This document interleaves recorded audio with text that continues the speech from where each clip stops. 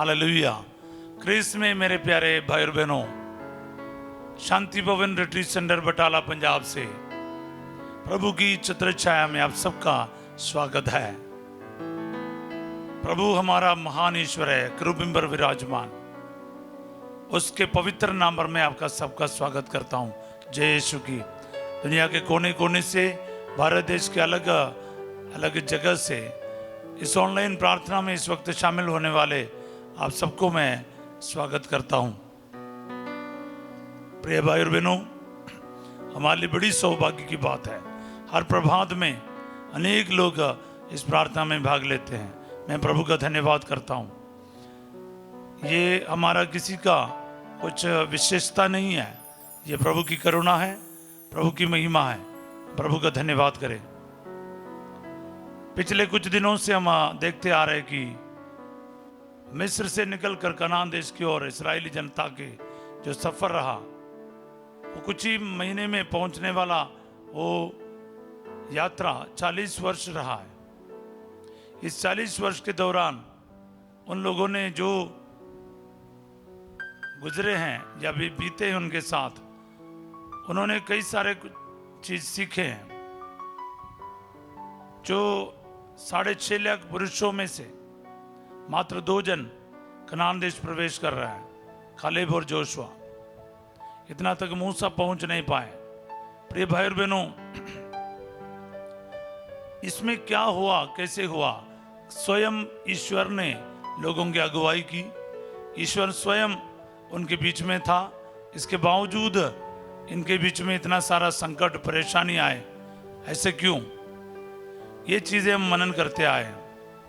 कई सारी चीजें भले आपको समझ आए नहीं आए, या आप यकीन करें ना करें, आपको तो आप तो सुन रहे हैं। हालेलुया।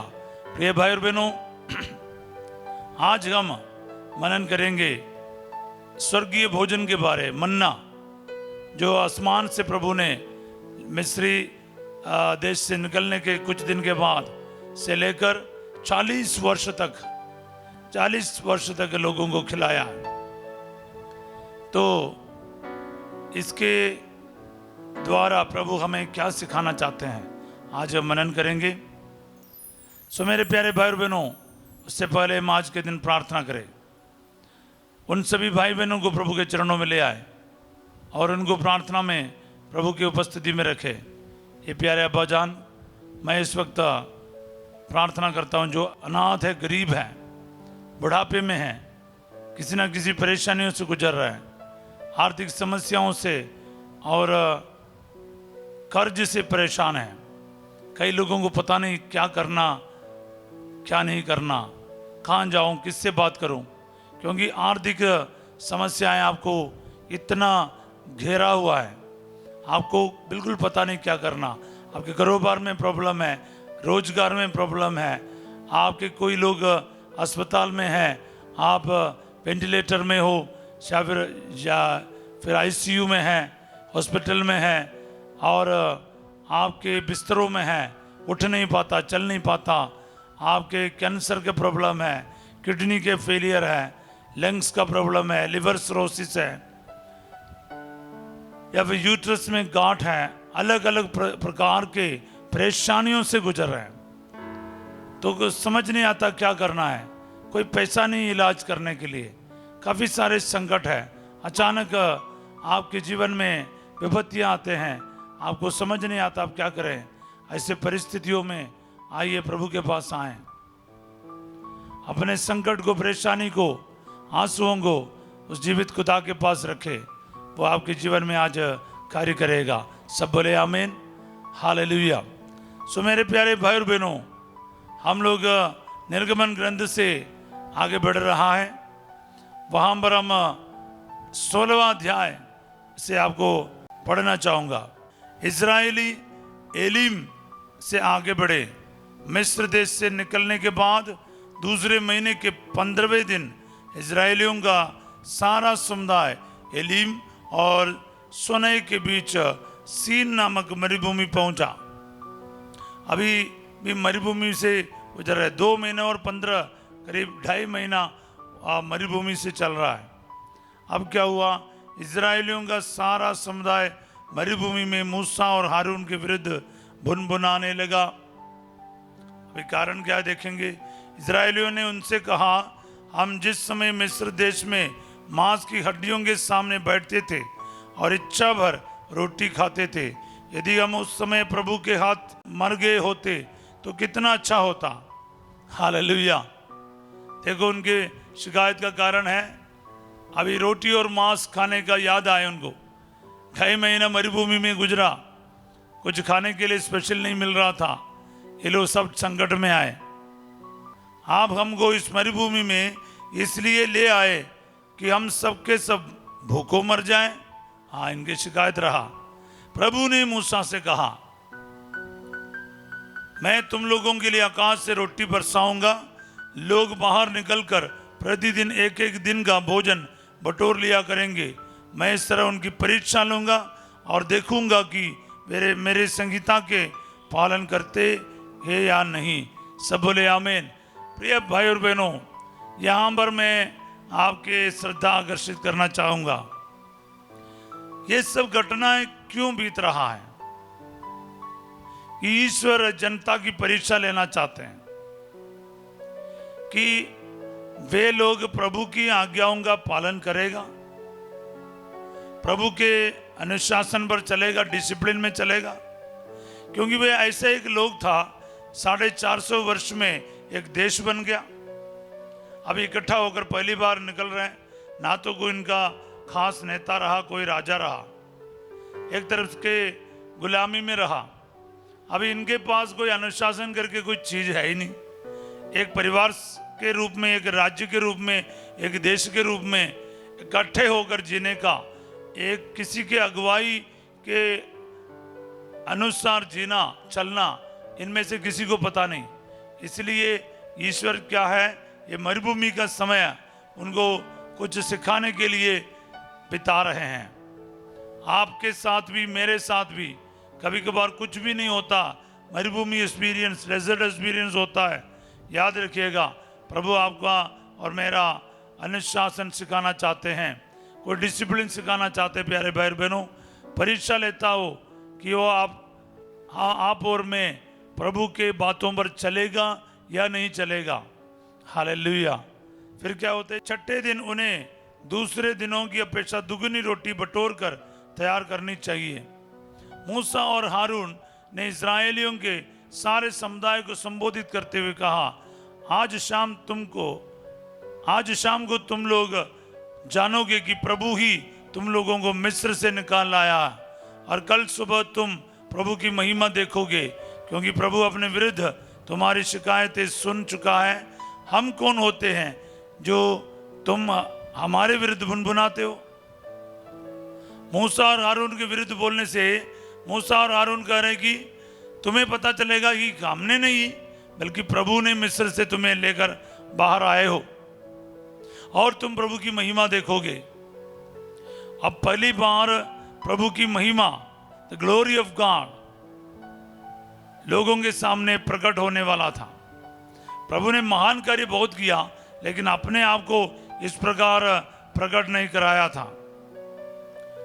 मूसा फिर लोगों से कह रहा है, प्रभु आज शाम तुम्हें खाने के लिए मांस देगा और कल सुबह इच्छा भर रोटी, क्योंकि प्रभु अपने इस विरुद्ध तुम्हारे भुनभुनाना सुन चुका है। हम कौन होते, तुम लोगों ने हमारे विरुद्ध नहीं बल्कि प्रभु के विरुद्ध भुनभुनाया है। ये बात आपको और मेरे को स्पष्ट होना चाहिए। प्यारे भाई और बहनों, मिस्र से बाहर लेकर आने वाला मूसा और हारून नहीं बल्कि ईश्वर है। ये लोगों को समझना बहुत जरूरी था। इस बात को उनके सहन में उतरने के लिए प्रभु बार बार कई सारे बातों से उनको गुजरने दे रहा कि अपने बल से नहीं, अपनी ताकत से नहीं, बल्कि ईश्वर अपने भुजबल से हमें आगे ले चल रहा है। रात को दिन को वो हमेशा साथ रहते हैं। अग्नि के खंभे में और दिन में बादल के रूप में प्रभु उनके साथ हमेशा रहता था। अब क्या है, 9वां वचन से हम पढ़ते हैं, मूसा ने हारून से कहा, इजराइलियंस के सारे समुदाय को ये आदेश दो, प्रभु के सामने उपस्थित हो, क्योंकि वह तुम्हारा भुनभुनाना सुन चुका है। ये शिकायत ना प्रभु को बिल्कुल पसंद नहीं। मैं बिल्कुल पिछले दिन भी बता रहा था, विश्वासी दो तीन चीज नहीं करते हैं। विश्वासी डरते नहीं, विश्वासी भुनभुनाते नहीं, यानी शिकायत नहीं करता। विश्वासी क्या करता? विश्वासी भरोसा करता है। विश्वासी को पता है कि ईश्वर संभालेगा। विश्वासी ये नहीं कहेगा कि ये क्या हो रहा है, हमको ये चाहिए तो वो चाहिए था, हमारे साथ क्या हो रहा है। विश्वासी कभी कंप्लेन नहीं करता प्यारे भाई बहनों, ना तो विश्वासी डरता है। याद रखिएगा, जब हारून इजरायलियों को संबोधित कर रहा था तो उन्होंने मुड़कर मरुभूमि की ओर देखा और प्रभु की महिमा बादल के रूप में उन्हें दिखाई दी। ये एक अनोखा घटना है इजरायलियों के जीवन में। जैसे हारून उनसे संबोधित कर रहा था, कई सारी चीज़ों को बता रहा था, तो प्रभु की महिमा उनके बीच में दिखाई दी प्यारे भाई बहनों। तो वचन पढ़ते समय, प्रभु के वचन की व्याख्या करते समय प्रभु की महिमा हमें प्रभु दिखाई देता है। इसके लिए तैयार रहना बहुत जरूरी है प्यारे भाई बहनों। प्रभु ने मूसा से कहा, मैं इजरायलियों को भुनभुनाना सुन चुका हूं, तुम उनसे ये कहना, शाम को तुम लोग मांस खा सकोगे और सुबह इच्छा भर रोटी, तब तुम जान जाओगे कि मैं प्रभु तुम लोगों का ईश्वर हूं। हाँ, ये परीक्षाएं हो रहा है क्यों? जब पानी पिला रहा है, जो खाना खिला रहा है, रोटी खिला रहा है या फिर मांस खिला रहा है, प्रभु दुनिया को बताना चाहते हैं, इजरायली लोगों को बताना चाहते हैं कि मैं प्रभु ने ये सब किया है, तुम जान जाओगे कि मैं प्रभु ने ये सब किया है। तो प्रभु के साथ एक रिश्ता जोड़ने का, प्रभु को पहचानने का, प्रभु को जानने का अवसर है प्यारे भाई बहनों। एक एक संकट परेशानी यही है। संकट हो, परेशानी हो, प्रभु के विरुद्ध जाने का नहीं, प्रभु के विरुद्ध भुनभुनाने का नहीं, बल्कि प्रभु को और नजदीक से और करीब से और गहराई से जानने का वक्त है। आपकी बीमारी हो, आपकी किसी भी रुकावट हो, ऐसा ही समझ लीजिए, तब जाकर जल्दी से बरकत, आशीष आपको प्राप्त हो सकता है। उसी शाम को बटेरों का झुंड उड़ता हुआ आया और छावनी पर बैठ गया, और सुबह छावनी के चारों ओर कोहरा छाया रहा। कोहरा दूर हो जाने पर मरुभूमि की जमीन पर पाले की तरह एक पतली दानेदार दिखाई पड़ी। इजरायली ये देखकर आपस में कहने लगे, मना हो, अर्थात ये क्या है, क्योंकि उन्हें मालूम नहीं था कि ये क्या था। मूसा ने उनसे कहा, ये वह रोटी है जिसे प्रभु तुम लोगों को खाने के लिए देता है। ये वह रोटी है जो प्रभु तुम लोगों को खाने के लिए देता है, जो स्वर्ग से उतरी हुई जीवित रोटी। क्योंकि प्यारे भाई बहनों, सुसमाचार और इजरायली जनता के बीच साथ जो बीता, एक एक चीज में बिल्कुल सिमिलरिटी है। मैंने पास्का पर्व के बारे बोला, लाल सागर पार करने के बारे बोला, मारे के पानी के बारे बोला। ये सब सुसमाचार में उसके जैसा बातों को हमें देखने को मिलेगा। आज स्वर्ग से उतरी हुई रोटी के बारे मूसा कह रहा, वही रोटी प्रभु कहते, स्वर्ग से उतरी हुई जीवन रोटी मैं हूं। Hallelujah, hallelujah.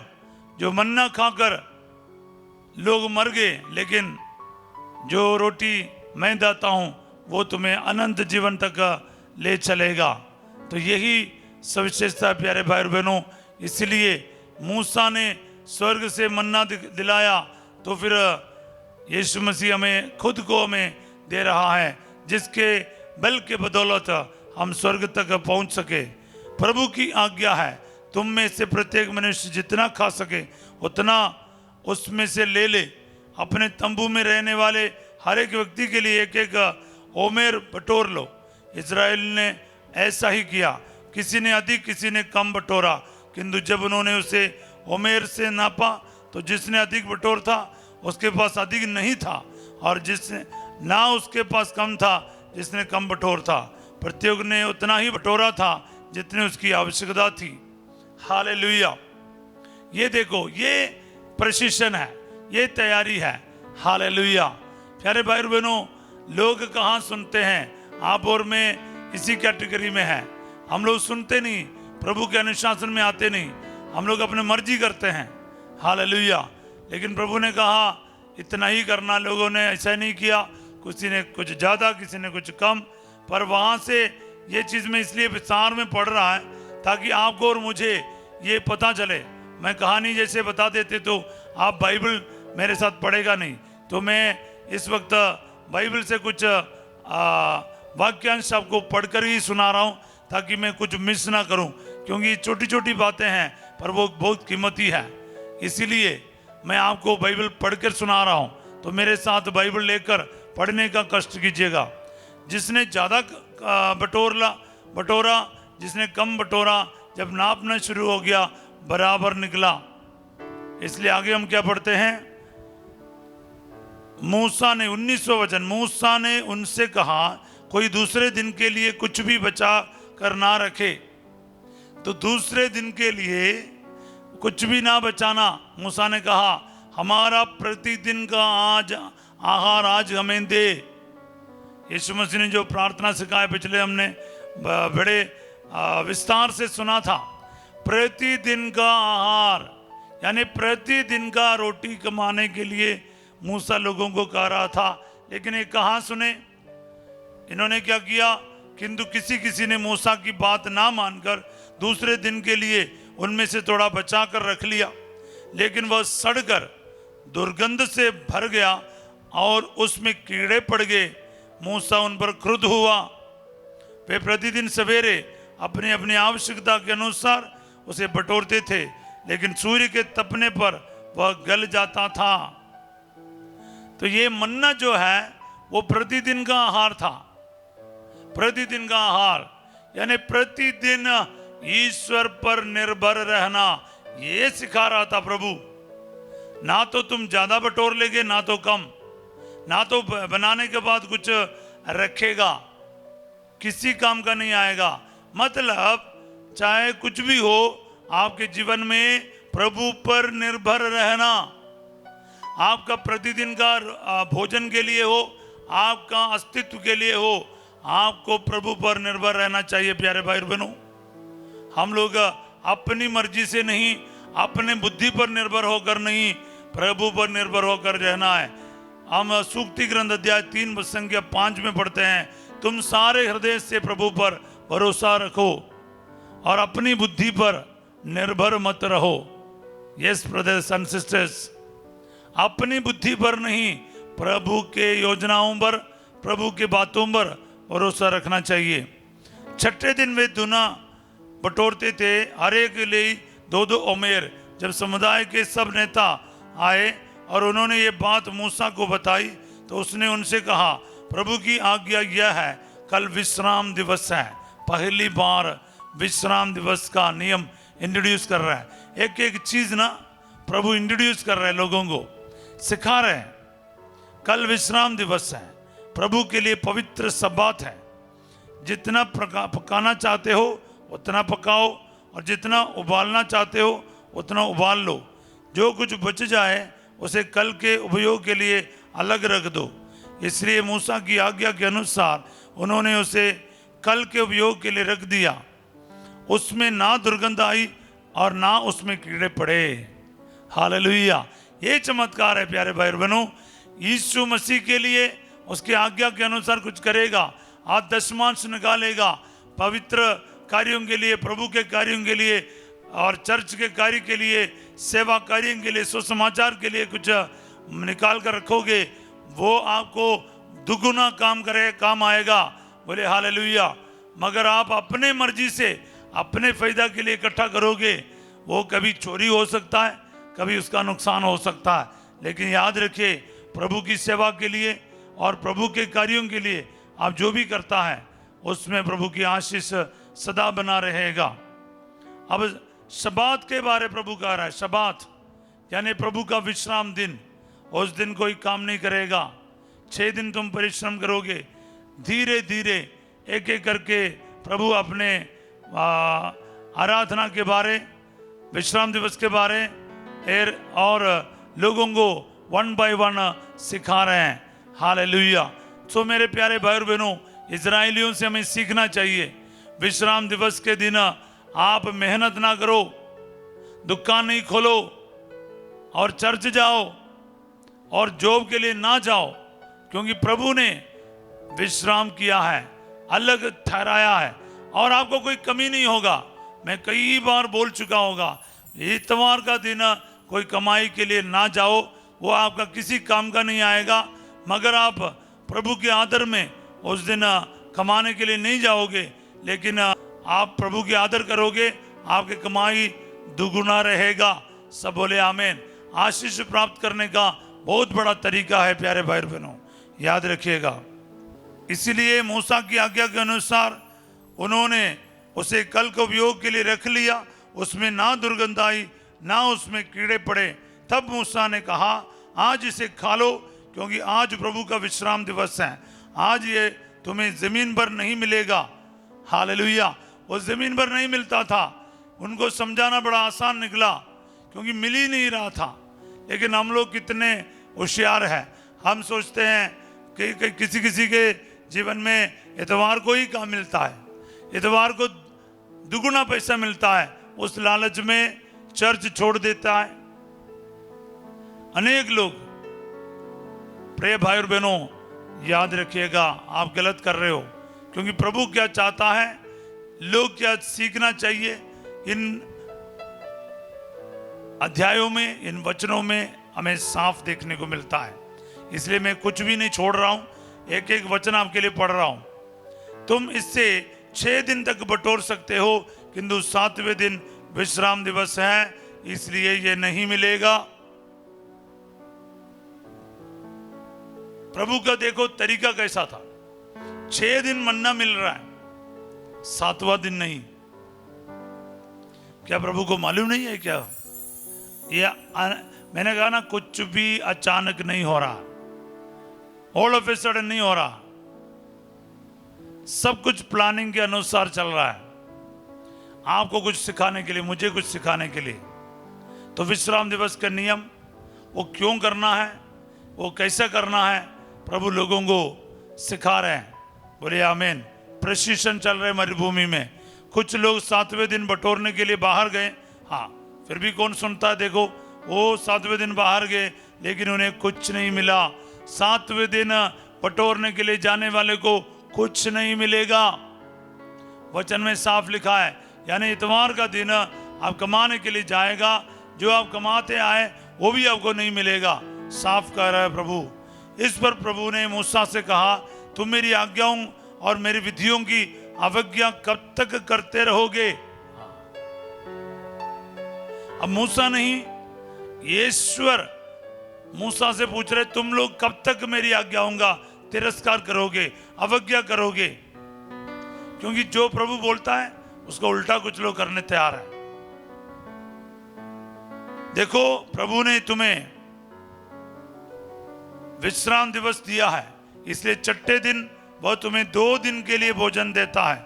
तुम में से हर एक 7वें दिन जहां हो वहां रहे, कोई भी अपने यहां से नहीं जाए। इसलिए 7वें दिन लोगों ने विश्राम किया। यह आराम का दिन है, प्रार्थना का दिन है, महिमा देने का दिन है, प्रभु की तारीफ करने का दिन है, प्रभु के लिए भलाई करने का दिन है। भलाई करने में मना नहीं, मेहनत करने में मना है, यानी काम करके कमाने के लिए मना है, मगर भलाई करने के लिए नहीं। प्यारे भाई बहनों, भलाई करो, प्रार्थना करो। बोले हालेलुया। इज़राइल के वंशजों ने उस रोटी का नाम मन्ना रखा। एक क्या है, इसका मतलब है वह धनिये के बीज के समान सफेद था और उसका स्वाद मधु के पुओं जैसा। मूसा ने कहा, प्रभु की आज्ञा यह है कि तुम्हारे वंशजों के लिए उसमें से एक ओमेर सुरक्षित रखा जाए, जिससे वह रोटी देख सके जिससे मैंने तुम लोगों को निर्जन प्रदेश में खिलाया है, जब मैं तुमको मिस्र देश से निकाल लाया था। मूसा ने हारून से कहा, एक मर्तबान में ओमेर भर मन्ना लो और प्रभु के सामने रख दो, वह आने वाली पीढ़ियों के लिए सुरक्षित रहें। प्रभु ने मूसा को जैसी आज्ञा दी थी, हारून ने उसी के अनुसार उसे विधान पत्र के सामने रख दिया, जिससे वह सुरक्षित रहें। इस्राएली 40 वर्ष तक बसने योग्य भूमि पहुंचने तक मन्ना खाते रहे, फिर कनान देश की सीमा पहुंचने तक मन्ना खाते रहें। ये बात बहुत जरूरी है, साथ याद रखना। पूरे 40 वर्ष उन लोग मन्ना खाते रहे कनान देश पहुंचने तक। 6 दिन और 7वां दिन विश्राम का दिन, इसी तरह पूरा नियमित रूप से। हालेलुया। उनका स्वाद मधु जैसा लगा प्यारे भाई बहन, ये ऐसा ही लगेगा। ये स्वर्ग से उतरी हुई रोटी है। यीशु मसीह को जो ग्रहण करेगा उनके जीवन में भी ये स्वाद रहेगा। आपका जीवन स्वर्ग को जाने के लिए, पहुंचने के लिए तैयार रहेगा। स्वर्ग पहुंचने तक हमें संसार में सैक्रमेंट यानी पवित्र मिसा बलिदान और पवित्र यूकरिस्ट ग्रहण करना है प्रतिदिन। और इतवार को कभी नहीं छोड़िएगा। इतवार को बाकी सारा काम छोड़कर उस प्रभु के मंदिर में प्रभु की स्तुति आराधना के लिए पहुंचना अनिवार्य है। आइए प्यारे भाई बहनों, ये 16वां अध्याय हमने पूरा पढ़ा है निर्गमन का। ये अध्याय के द्वारा जो भी सीख आपको मिला है, जो भी शिक्षा आपको मिला है, उसके जीवन में उतारे। डिसिप्लिन में रहना, 6 दिन काम करना, 7वां दिन विश्राम दिवस मनाना और प्रभु के विरुद्ध नहीं बुनबुनाना, बल्कि प्रभु का धन्यवाद करते हुए जीवन में आगे बढ़ना, ये सब याद रखिएगा। और इस वक्त हम एक दूसरों के लिए प्रार्थना करें। जीवित परमेश्वर, आपने स्वर्ग से मन्ना देकर इजरायली आपने बच्चों को संभाला है। 1-2 दिन नहीं, 40 वर्ष प्रभु जी स्वर्ग पहुंचने तक आपका शरीर और लहू को ग्रहण करने के लिए आपने हमें कृपा दे रखा है, जो असली भोजन और असली पेय है।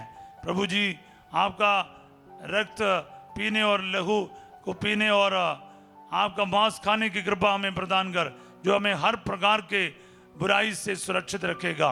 प्रभु जी आपकी शिक्षा को आज के दिन समझते हुए आपके वचनों के अनुसार जीने की कृपा हम सबों को प्रदान कर, हम अपने मर्जी से विश्राम दिवस ना तोड़े, अपने मर्जी से काम कमाई के लिए ना जाएं, बल्कि आपकी इच्छा के अनुसार सब कुछ करें। आमीन। इस वक्त मैं आप सबों के लिए प्रार्थना करता हूं, जो आईसीयू में है, वेंटिलेटर में है, दिल के परेशान है, बीमार है और फेफड़े का प्रॉब्लम है, लिवर का प्रॉब्लम है, गुर्दे के मरीज है, यूट्रस में गांठ है, प्रभु यीशु मसीह के नाम पर चंगाई प्राप्त करें। रीढ़ की हड्डी हो, स्लिप डिस्क हो, बवासीर का प्रॉब्लम हो या फिर अल्सर का प्रॉब्लम है और किसी भी प्रकार के पेट में तकलीफ है, मुंह में छाला पड़ता है, एलर्जी की प्रॉब्लम है, जोड़ों में तकलीफ है, थायराइड का प्रॉब्लम है, यीशु मसीह के नाम पर चंगा कर दिया जाए। बोले आमीन। शराब, नशे, झगड़ा, लड़ाई की आत्मा आपके परिवार को छोड़कर चले जाए। हर प्रकार के ईश्वर के विरुद्ध बुनबुनाने की आत्मा आपको छोड़कर चले जाए। Hallelujah, hallelujah. सर दर्द हो, माइग्रेन हेडेक हो, आंखों का तकलीफ, कानों का तकलीफ, आपके नाक के प्रॉब्लम, जो भी है, जुबान का प्रॉब्लम, दांत का प्रॉब्लम, यीशु मसीह चंगा कर दे। सांस लेने में तकलीफ है, अस्थमा का प्रॉब्लम है, डेंगू का बुखार है, कोरोना का वायरस है, आपके शरीर को छोड़कर इस वक्त चले जाएं। Hallelujah, hallelujah. प्यारे यीशु नासरी, इसी वक्त आपके पवित्र आत्मा का सामर्थ्य से भर दे। हर प्रकार के दर्द परेशानी दूर कर दे। पीलिया का मरीज हो, टीबी के मरीज हो, अपेंडिसाइटिस की बीमारी, हेरनिया का मरीज चंगा कर दिया जाए। Gall bladder stone, kidney stone चंगा कर दिया जाए। यूरिक एसिड और सciatica नर्व, वेरिकोस वेन चंगा कर दिया जाए। हर प्रकार के प्रभु जी हिप बोन में प्रॉब्लम है, घुटने में प्रॉब्लम है, टेल बोन में प्रॉब्लम है, सर्वाइकल बोन में प्रॉब्लम है, प्रभु जी चंगा कर दे खुदावंदा। Hallelujah, hallelujah. हर प्रकार के बेरोजगारी से प्रभु इनको आशीष दे। प्रभु रोजगार मिल जाए और इनके सब काम कमाई में बरकत आ जाए। इनके सभी बाहर जाने की रुकावट दूर कर दे अब्बा। वीसा पर, पासपोर्ट पर आपका आशीर्वाद आ जाए। पीआर मिलने में दिक्कत नहीं आवे प्रभु जी। जो ईमानदारी से आपके आज्ञाओं का पालन करने वाले प्रत्येक बच्चों पर आज के दिन आशीर्वाद आ जाए। मसीह होने के नाते यंत्रणा और अत्याचार सहने वाले प्रत्येकों को हिम्मत और बल मिले। Hallelujah hallelujah. और जितने भी लोग इस वक्त आर्थिक समस्याओं से, कर्जों से गुजर रहे हैं, आज के दिन आपको आपके कर्ज का समाधान मिल जाए। यीशु मसीह आपके साथ काम करे। बोलिए आमीन। Hallelujah hallelujah. जितने भी लोग कैंसर के मरीज हैं और किडनी पेशेंट्स हैं, प्रभु जी जितने भी लोगों को हम जानते हैं और हमसे प्रार्थना की मांग की है, उन सबको मैं याद करता हूँ। आज के दिन आपकी चंगाई को घोषित करता हूँ। यीशु मसीह के नाम पर इनकी बीमारी से इनको चंगाई प्राप्त हो जाए।